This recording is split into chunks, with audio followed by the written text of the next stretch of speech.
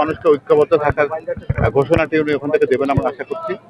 কারণ আমরা জানি যে এই মুহূর্তে ঐক্যবদ্ধ বাংলাদেশ দরকার খুব বেশি, এবং আমরা আশা করছি যে আগামী একটা সুষ্ঠু নির্বাচন সেটা আমাদের প্রত্যেকের প্রত্যাশা, সেটা সে কথাগুলোই উনি বলবেন। তার এই প্রত্যাবর্তনকে ঘিরে বিএনপির যে আয়োজন বা নেতা কর্মীদের যে সেটাকে অনেকেই রাজস্বিক প্রত্যাবর্তন, আমরা এটাকে রাজস্বিক প্রত্যাবর্তন কখনোই বলতে চাই না। এটি বলি যে ঘরের ছেলে ঘরে ফেরা। তিনি একসময় খুবই তাকে অসম্মানজনকভাবে দেশ ত্যাগ করতে বাধ্য করেছিল যারা বাংলাদেশকে রাজনীতিকরণের চেষ্টা করেছে।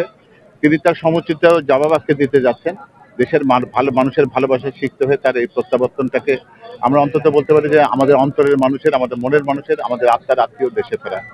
আমরা এর বেশি এটাকে রাজস্বিক বা অন্যরকম সংবর্ধনা, জনসভা এই ধরনের কোনো শব্দ আবেগপ্রবণ একটা সময় মানুষের মধ্যে কি আশার সঞ্চার হবে কতটা? অবশ্যই, কারণ যে একটা নেতৃত্ব শূন্যতার বাংলাদেশে আমরা রয়েছে এই মুহূর্তে, আমাদের দরকার এমন একজন মানুষ যেমন শহীদ রাষ্ট্রপতি জিয়া রহমান যেমন ৭১-এর সেই ২৫শে মার্চের প্রথম প্রহরে যখন তিনি ঘোষণা করেছিলেন ২৬শে মার্চের সূচনায় উই রিভলভ বলে যে আত্মবিশ্বাস, এবং তার পরবর্তীতে স্বাধীনতার ঘোষণা দেওয়ার মাধ্যমে বাংলাদেশের মানুষকে তিনি একটি আশার আলো যেমন দেখিয়েছিলেন, ঠিক তেমনি ভাবে জনাব তারেক রহমানের ফিরে আসার মধ্যে দিয়ে এই মুহূর্তে যত যা শঙ্কা রয়েছে, যত যা অনিশ্চয়তা রয়েছে, যে অনেককে সুর যেখানে বাজছে, আমাদের দেশ নিয়ে যারা বিভিন্ন রকমের কথা বলছেন সেগুলোকে সমুচিত জবাব দেওয়ার সময়টা জনাব তারেক রহমানের এই মুহূর্তে বাংলাদেশে ফেরা।